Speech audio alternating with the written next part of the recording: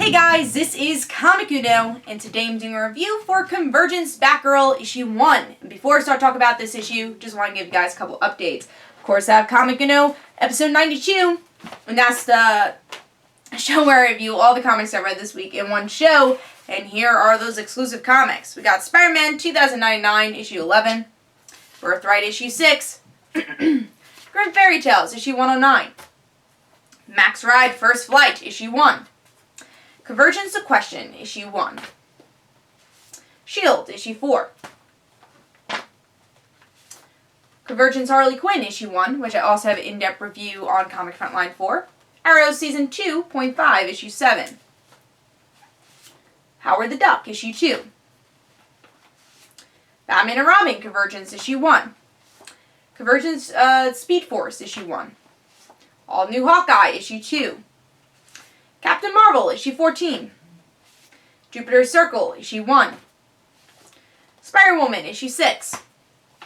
Convergence to Atom, Issue 1, which I also have an in-depth review on Comic Frontline for. And Hulk, Issue 14. So if you want to go check out all those reviews, go to Comic Uno, episode 92, which is annotated. But let's talk about Convergence Batgirl, Issue 1. So this is probably the one I was most excited to read. I'm a huge Stephanie Brown fan. She's my third favorite superhero of all time. I love the character. And seeing her back as Batgirl, I was super excited. And then her friendship with Cassandra is great. I love her relationship with Tim. So it's just like, oh my god, I can't wait to read Convergence Batgirl. So great cover here too. I like the artwork for the cover. Well, let's see if I like the story and the artwork for this book. I actually want to talk about the artwork first. The artwork could have been a bit better. There's some detail things here that I think that it could have had more detail. Here, some of the facial expressions, I just didn't really love the art. It felt very blocky. There's no face here. So yeah, there just could have been a lot more details with the art. So that's something that really pulled me out of the book was the artwork. It just didn't fit the story, in my opinion.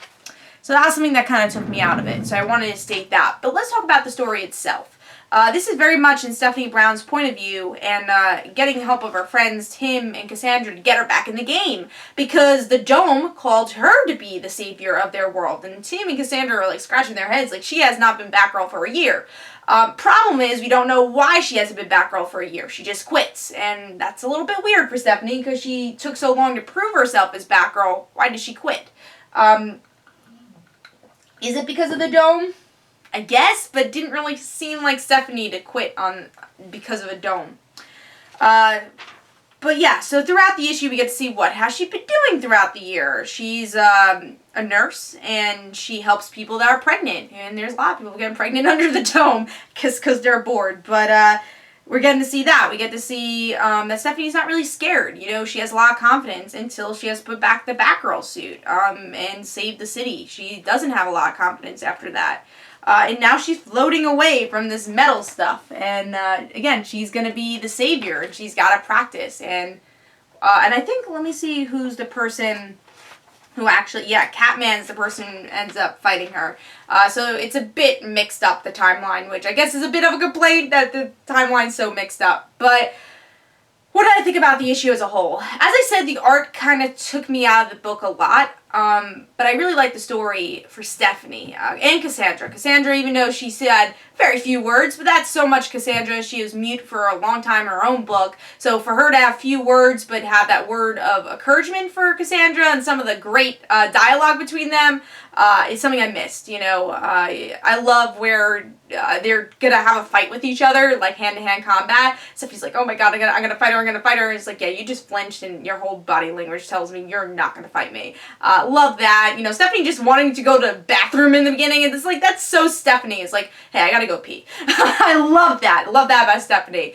And something I also love about this issue for Stephanie is, you know, bringing back a lot of her old-time past that I think a lot of people forget about.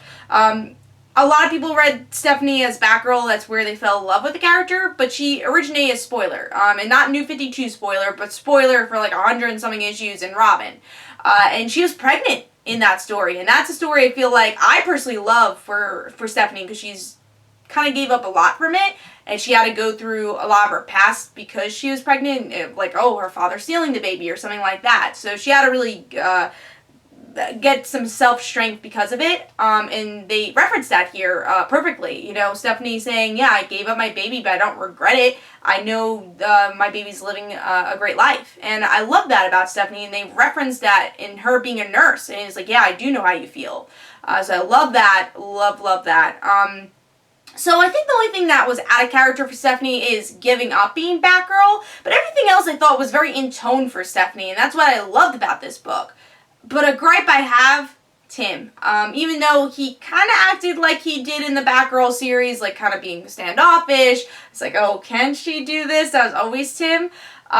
He just kind of felt out of character, passive in a way. I think they could have really injected Tim a bit more in this book. He's a very important character to Stephanie, and he just didn't feel right in this book. So as you can see, I'm kind of torn with it. There's a lot of things I loved. You know, again, the humor from Stephanie. I think her personality was very much there. How much history this writer knew about Stephanie, which I think is a female writer also, which is great. Yes, this was a female writer. But yeah, I love that they knew the history, and I love also the scene where we get to see what's his name, Firefly, which is one of the first villains that Barbara fought, and she looks up and down, it's like, yeah, I'm not gonna fight you, and it's just that confidence Stephanie has, and then also the reference of her youth, of her wanting to be that silly young person again, but Stephanie still is that silly young person, just kind of a different version of that. So yeah, I could talk about this forever. There's a lot of things I loved about the book, but I can't give it higher than 3.5 stars because there are a lot of gripes with it. Again, the art really takes you out. Tim could have been in this a little bit more. Why did why did Stephanie really quit being Batgirl? That mind frame wasn't really there in this issue. But there's a lot of positives, so definitely pick up this. Even though the art's a bit lackluster, I think the story's worth it, especially if you're a Stephanie fan. So Convergence Batgirl issue 1 from me gets 3.5 stars. I really enjoyed the story, but there are a couple of gripes. So I hope you guys enjoyed. This is Comic Uno. Don't forget to follow me on Twitter. Don't forget to like my Facebook page. Also in the description below, there's links for my comic book, Like Father Like Daughter. And don't forget to like the Facebook page of Like Father Like Daughter. And I'll see you guys later. Bye.